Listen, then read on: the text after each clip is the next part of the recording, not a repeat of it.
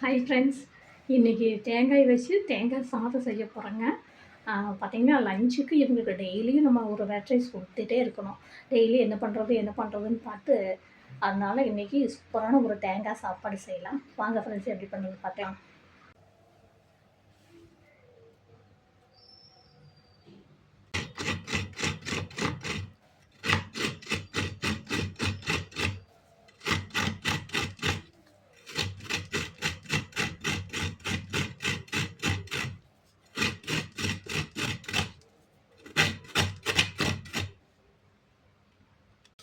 Hi friends, தேங்காய் சாதத்துக்கு பாருங்கள். சின்ன வெங்காயம், முந்திரி பருப்பு, கொஞ்சமாக மல்லித்தலை, கருவேப்பிலை ஒரு கொத்து, பச்சை மிளகா 2 மிளகாய் கட் பண்ணி வச்சுருக்கிறேன். அப்புறம் கடலைப்பருப்பு, உளுந்தம்பருப்பு, கொஞ்சம் சீரகம், கடுகு, கொஞ்சம் சால்ட், உப்பு. அது போக தேங்காய் எண்ணெய் தானே செய்யணும், அப்போ தான் கொஞ்சம் நல்லாயிருக்கும்.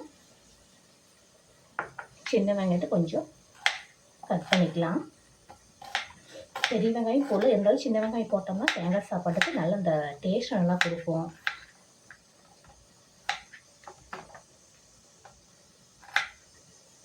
ஈஸியாக நெடுங்க 5 நிமிஷத்துக்கு செஞ்சிடலாம் அந்த சாப்பாடு. தேங்காய் கொஞ்சம் ஊற்றிக்கலாங்க.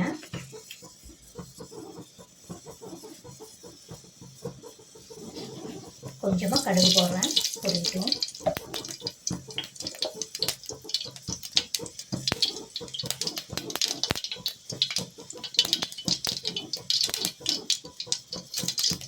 அப்புறமா கடலைப்பருப்பு, உளுந்தம்பருப்பு, சீரகம் அதையும் போட்டுடலாம்.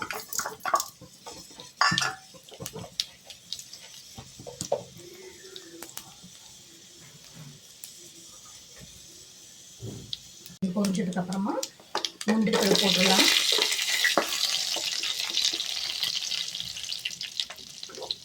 அப்புறம் வெங்காயத்தை போட்டுடலாம். வெங்காயம், பச்சை மிளகாய், கருவேப்பிலை, ஒரு வரமிளகாய் போட்டாலும் நல்லா ஸ்மெல்லுக்கு தேங்காய் சாப்பிட்டு நல்லா இருக்குங்க.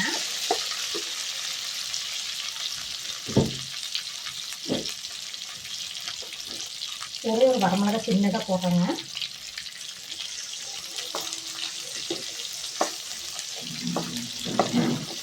தேங்காய் சாப்பாடுக்கு வரமிளகாயும் போடணும். இந்த மனம் இது ரொம்ப நல்லா இருக்கும் பாருங்க.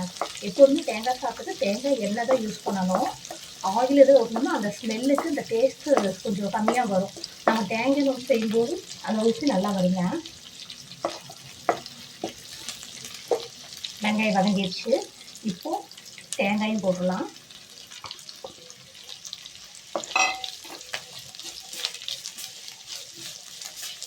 தேங்காய் போட்டு ஒரு வதக்கி விடுவோம்.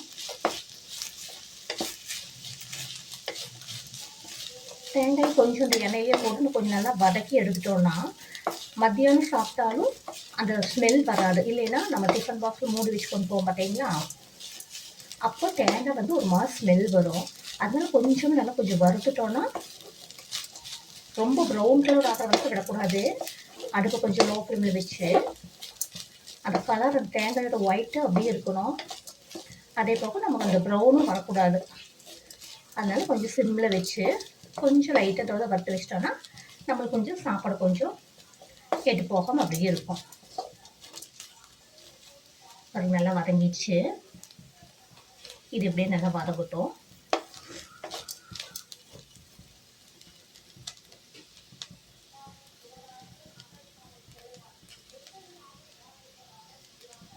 இதுக்குள்ளேயே மல்லித்தலை போட்டுடலாம். மல்லித்தலை கொஞ்சமாக போடுவோம். நம்ம மல்லி சாப்பாடு லெமன் சாப்பாடு போடுற மாதிரி போட வேண்டியதில்லை. அப்புறம் இதுக்கு மட்டும் கொஞ்சமாக உப்பு போடுறாங்க.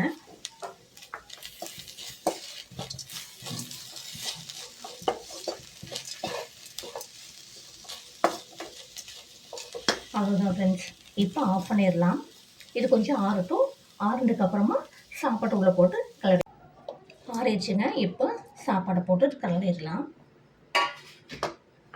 இது கூட கொஞ்சமாக உப்பு போட்டுக்கலாம். அப்போவே கொஞ்சம் போட்டுருந்தோம். இப்போ சாப்பாடு கார மாதிரி கொஞ்சமாக போட்டுக்கலாம்.